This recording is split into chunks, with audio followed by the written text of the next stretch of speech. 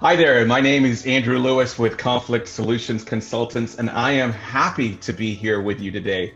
I want to share with you one proven strategy that will help you to defer conflict when you do not have time for it.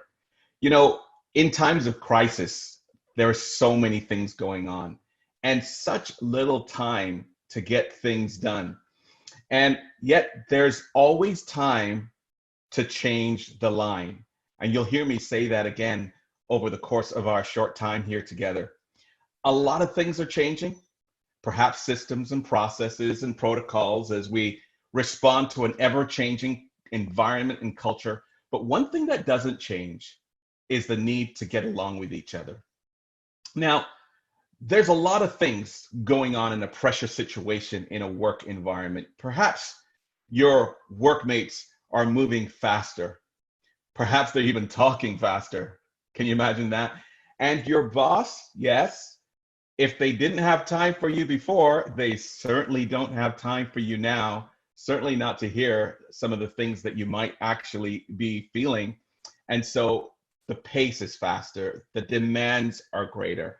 And yes, that coworker, she's coming into work. She used to be collegial and friendly, but now she is not keeping her sentiments to herself.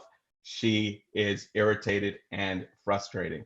And so those resources that you wanted for your department, they haven't gone away. You're still remembering them. Other people are just focused on other things. So what can we do about it when we find ourselves in this situation? Well, you might not be able to have a meaningful conversation, but there's always time to change the line. First, I want to introduce you to a mind shift that I offer my clients, and that's the idea of thinking of conflict not as something mechanical to be fixed like a car, but something organic, perhaps even like a rose or even a flower. And so when we're looking at conflict this way, the power to heal, the power to transform lies right within you. And so there's always time to change the line. So if you want to think about an iceberg, above the iceberg are the frustrations, perhaps some of the interactions that you're having that are less than collegial now. But below the iceberg are the things that we're not aware of. And oftentimes we look at things from an awareness standpoint. But I want us to move the line from awareness to empathy.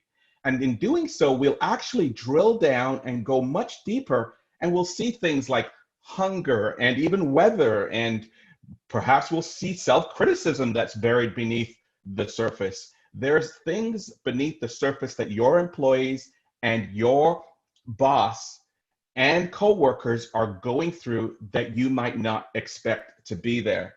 And so by changing the line from awareness, only the things that we can pick up with our senses, see, observe, touch, to empathy, those things that we might not see, that will allow us to be able to really put aside those differences for the superordinate goal of meeting the needs of the crisis that we're in. And so, in summary, I'd like to just remind you that you have the power to heal your situation. You don't need a conversation, not in a crisis, not when we need you to be 100% and everybody focused. I also want to remind you that by moving the line from awareness to empathy, lowering it beneath the iceberg, deep beneath the surface, we'll be able to see those kinds of things that allow us to put aside our differences for the greater good and not have to get into long, lengthy dialogue and discussions to deal with this situation. Look, you have the power. You have the resilience.